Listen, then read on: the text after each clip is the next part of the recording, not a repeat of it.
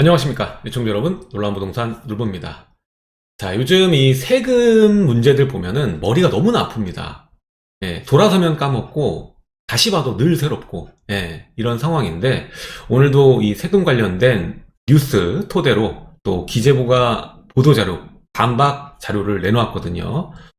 거기에 따라서 정확한 정보 우리가 알고 있어야 되니까, 어렵지만, 어려우시면 다시 보시고 하시면서 이해를 좀 하셨으면 좋겠습니다.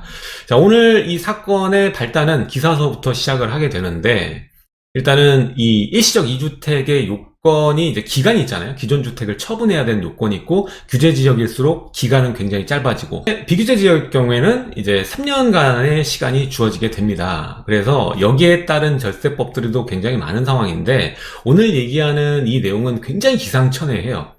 자, 일시적 2주택 요건을 이미 벗어난, 처분 기간을 벗어난, 그러니까 2주택이죠. 2주택인 사람이 새롭게 1주택을 취득을 하면서, 그리고 기존에 덜 오른 주택을 하나 처분해서 중과를 맞으면서 팔고, 가장 많이 오른 것을 비과세 받으면서 판다. 세금을 획기적으로 줄인다는 거죠. 몇억 원 이상 줄일 수 있는 방법으로 기사가 나왔습니다. 그래서 제목은 아시겠지만 제 채널도 썸네일 강력하잖아요.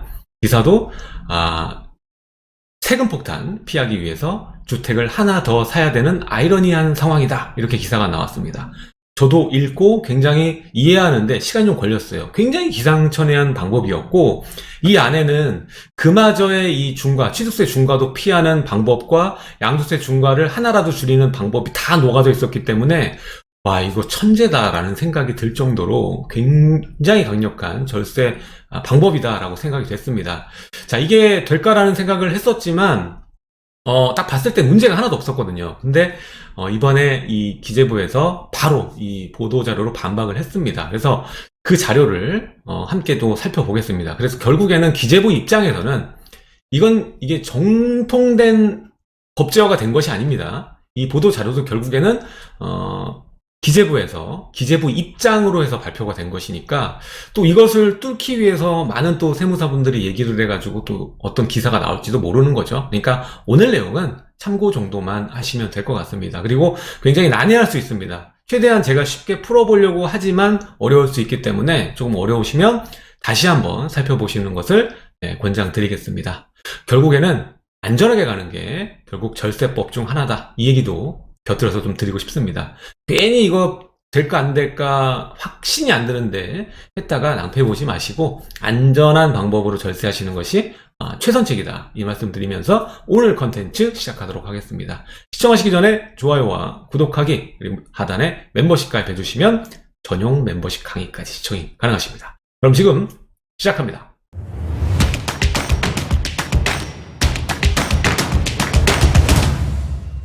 자, 오늘의 이 기사 내용도 그렇고, 반박하는 입장도 그렇고요. 핵심 키워드는 뭐냐면, 결국 절세하는데 가장 강력하게 많이 절세할 수 있는 것이 일시적 2주택, 그리고 1가구 1주택, 이 비과세 특례입니다. 이 비과세 특례를 이용하기 위한 하나의 전략이라는 거죠. 이미 2주택인 사람인데, 2주택인 사람이 일시적 2주택을 활용하는 방법에 대해서, 어떻게 보면 꼼수라고 표현할 수도 있겠지만, 엄연한 이 절세법이라고 볼 수가 있었던 거죠.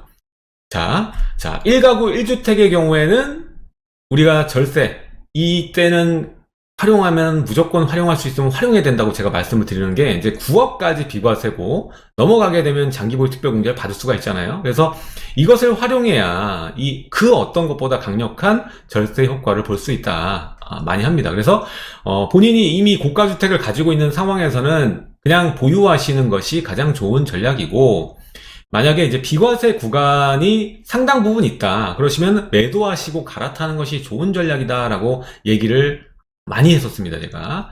자, 그래서 이 비과세와 장기보유 특별공제는 본인이 그 구간을 활용할 수 있다면 무조건 써먹어야 된다라고 정리를 할 수가 있는 거죠. 자, 그래서 이 비과세와 장기보유 특별공제는 1가구 1주택뿐만 아니라 일시적으로 어쩔 수 없이, 본인 이제 거주 이전의 자유라고 볼 수가 있기 때문에, 일정 기간 내에 매도를 하게 된다라면, 기존 주택을 처분하고 이 1가구 1주택을 유지할 거라면 이 특례를 그대로 적용받을 수가 있는 거죠. 비과세도, 그리고 장기보유 특별공제도 받을 수가 있는 겁니다. 자, 그래서 오늘 사건은 뭐냐면 이제 일시적 1가구 2주택을 활용하려고 하다가도 못 하시는 분들이 있잖아요. 중간에 이거 안 되겠다 해서 그냥 가져가야겠다라고 생각하는 분들도 있고, 순간의 판단은 돌릴 수가 없습니다. 그래서 결국 이 일시적 2주택 요건 중에 기존 주택 처분 기간을 놓쳤을 경우에는 결국 2주택자가 되는 것이거든요. 그렇게 되는 경우에 엄청난 절세가 가능한 이 혜택을 놓치기 때문에 세금이 많이 늘어날 수밖에 없습니다. 폭증할 수밖에 없는 겁니다.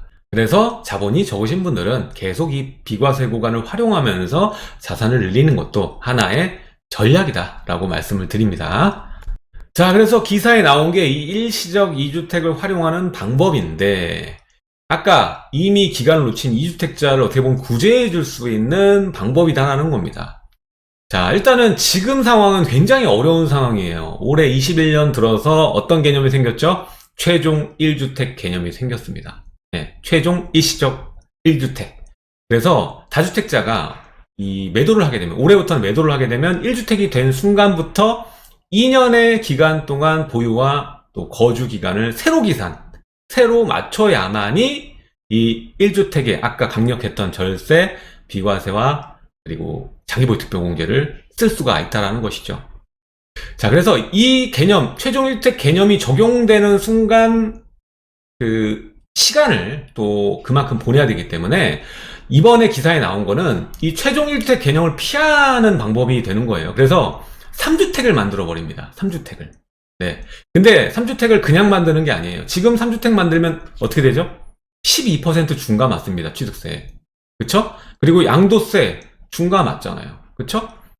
자, 만약에 이 3주택 돼서 주택을 하나 처분하게 되면 3주택으로 양도세 중과 맞을 거 아닙니까? 그래서 정말 기상천외한 게 이제 추가로 비규제 공시가 1억 미만 주택으로 3주택을 만드는 겁니다. 그 비규제 지역 안에, 비규제 지역이에요, 이거는. 그냥 공시가 1억 미만이 아니라 비규제 지역의 공시가 1억 미만. 왜냐? 일단 비규제 지역에 들어가면서 양도세 중과를 피할 수가 있습니다. 주택수에 포함이 안 되죠. 3억, 3억 밑으로 내려가게 되면. 자, 그리고 취득세 중과도 피할 수가 있는 거예요. 공시가 1억 미만이니까 그대로 그냥 1%에서 3%. 그렇게 되니까 요거를 다 피하는 거예요. 요거를 다 피하면서 가는 거예요. 그래서 12% 중과 피하고 양도세 중과 30%를 피하고 가는 거예요. 그래서 이 상황에서 덜 오른 주택을 팝니다. 그럼 중과를 맞죠. 2주택으로 중과를 맞는 거예요. 3주택으로 중과를 맞는 게 아니라 2주택으로 중과를 맞습니다. 20%. 그리고 그 이후에 일시적 2주택을 만드는 거죠. 그렇게 해서. 그 다음에 많이 오른 주택을 일시적 2주택으로 이런 비과세와 장기보유 특별공제를 받게 되는 겁니다. 그래서 세금을 몇 억을 아낄 수가 있는 거죠. 그래서 차후에 마지막 남은 주택 비규제 지역 요거를 그냥 팔아도 되고, 그쵸? 아니면은 어차피 비규제 지역이니까 거주 요건이 없잖아요. 갖고 있다가 팔면서 나머지 일정 부분 차익이 생기면 그것까지 꼭 먹고 알 먹고. 그래서 이게 굉장히 기상천외하게 보였단 말이죠. 지금 글자만 해도 몇 개예요. 지금 이 하나의 절세법이 단순한 게 아니라 이런 게 다 녹아져 있는 겁니다. 정말 똑똑하죠. 스마트합니다. 그래서 결국 중요한 점은 이거예요. 일시적 2주택 그리고 최종 1주택을 피하기, 이 두 개가 녹아져 있는 겁니다. 그래서 바로 팔아도 세금을 크게 아낄 수 있다라고 기사가 나온 거예요.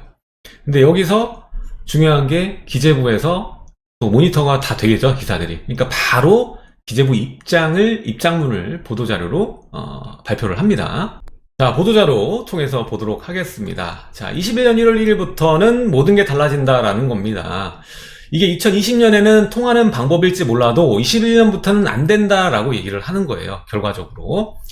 자, 다주택자의 최종 1주택에 대한 보유, 거주 기간은 최종 1주택자가 된 날부터 새로 기산이 됩니다.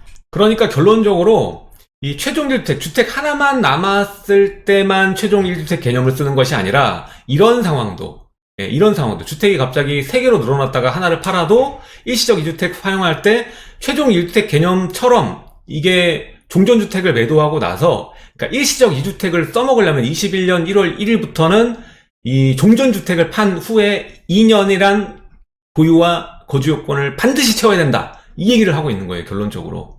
자, 계속 기사 보겠습니다. 자, 21년 7월 12일 월요일 어제자죠. 그래서 양도세 줄이려고 집 한 채 더 산다. 규제가 만든 황당절세법 기사에서 이 양도세를 줄이기 위해서 저가주택을 추가 매수하는 역설적인 상황이 벌어지고 있다라고 보도하면서 인천과 서울에 주택을 보유하고 있는 다주택자가 인천을 처분한 경우에는 서울 주택의 1세대 1주택 비과세 요건이 재계산, 새로 계산됩니다만 원주의 아파트를 추가 매입한 뒤에 인천 주택을 처분하게 되면 이 서울주택하고 원주주택이 일시적 2주택이 되면서 이 서울주택의 비과세 요건이 재계산되지 않는다고 보도. 그러니까 최종 1주택처럼 주택이 한계된 게 아니지 않느냐. 그러니까 일시적 2주택 쓸 수 있다. 뭐 이렇게 기사가 나왔다라고 얘기를 하는 겁니다. 제가 이 기사를 다시 찾아보니까 자료로 쓰려고 찾아보니까 이미 없더라고요. 막혀 있더라고요.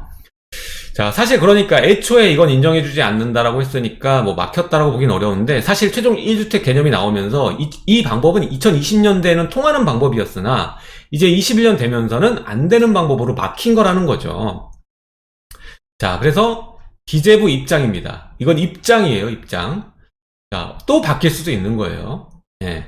주택 양도시, 뭐 조문에 없기 때문에, 자, 주택 양도시 1세대 1주택 양도소득세 비과세를 적용받기 위해서는 보유요건 2년을 충족해야 되며, 취득 당시에 조정 대상 지역에 있는 주택의 경우에는 거주 요건도 2년 충족해야 된다.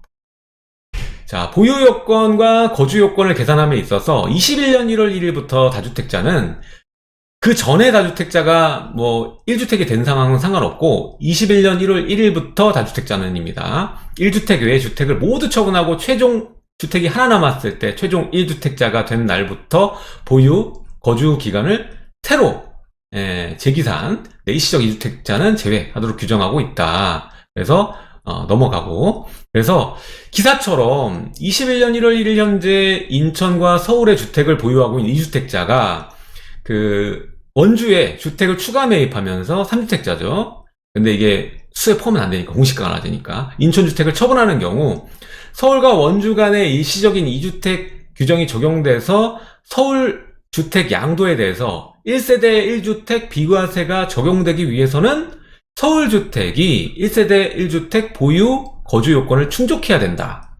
근데 21년 1월 1일 현재 다주택인 기사의 경우를 봤을 때는 서울주택의 보유 거주 기산 시점은 인천주택을 매도해서 1주택자가 된 시점부터다. 그러니까 이때 21년이 넘어갔으니까 1주택자 그 비과세 요건을 새로 채워놔야, 그러니까 인천주택을 매도한 날부터 2년간의 보유, 거주 채워야 서울이 1세대 1주택 비과세 요건을 충족한 것으로 본다라는 거예요. 따라서 원주주택을 추가로 매입하더라도 양도소득세 절세와는 전혀 관련이 없다라고 입장을 발표한 겁니다. 자, 이렇게 쭉 보니까 굉장히 복잡하죠. 정말 강력한 창과 강력한 방패 대결이라고 봐도 무방할 정도로 굉장히 복잡하게 녹아져 있는 절세법과 또 여기에 대한 입장 발표거든요. 사실 이러한 논란이 생길 수밖에 없었던 거는 법제화가 안 돼 있기 때문에 사실 이런 케이스가 안 들어가 있거든요. 그러니까 당연히 이건 된다고 볼 수 있는 거예요. 어떻게 따지면. 없잖아요. 누가 최종 1주택자가 그런 개념으로 봅니까? 일시적 2주택 개념이 녹아져 있는 걸로 봐요. 정말 주택이 하나 남았을 때 얘기인 줄 알지. 그렇잖아요. 그러니까 이건 문제가 있다. 이건 사실 문제가 좀 있다라고 봐요. 이거 다시 뭔가 보완해서 넣어야 되지 않나, 법제화 시켜야 되지 않나라는 생각이 들 정도로 생각이 됩니다. 그래서 입장이라고 얘기가 나왔던 거예요. 결국 이 케이스 말고도 정리를 해서 여러분들이 꼭 알고 계셔야 되는 거는 21년 넘어왔을 때 주택이 여러 개신 분은 일시적 2주택을 사용할 때 무조건 2년 거주 보유 요건을 채워야만 일시적 2주택이던 비과세던 이런 특례, 비과세와 또 장기보유특별공제 받을 수 있다라고 기억을 하시면 될 것 같아요. 심플하게 이것만 생각하시면 될 것 같아요. 자, 이미 최종 1주택은 알고 계셨으니까 일시적 2주택이 문제가 되겠죠. 근데 일시적 2주택도 결국 똑같이 봐야 된다라고 결론이 나온 겁니다. 자, 오늘은요, 이 기상천외한 이 절세법이라고 소개된 기사에 대해서 살펴보고, 그리고 기재부의 입장까지 함께 살펴봤습니다. 이 논란은 결국 정확하게 글로 법제화되지 않았던 이런 일시적 2주택의 이런 케이스가 등재되지 않았기 때문에 벌어진 해프닝이다라고 볼 수가 있는 것이고, 기재부 입장에서는 이것도 마찬가지로 최종 1주택 개념이 들어가야 된다, 새로 기산해야 된다라고 우리가 결론적으로 확인할 수 있었습니다. 자, 앞으로 추가적인 내용은 또 살펴봐야 될 것 같아요. 또 여기에 대한 반박이 또 나올 것 같기도 합니다.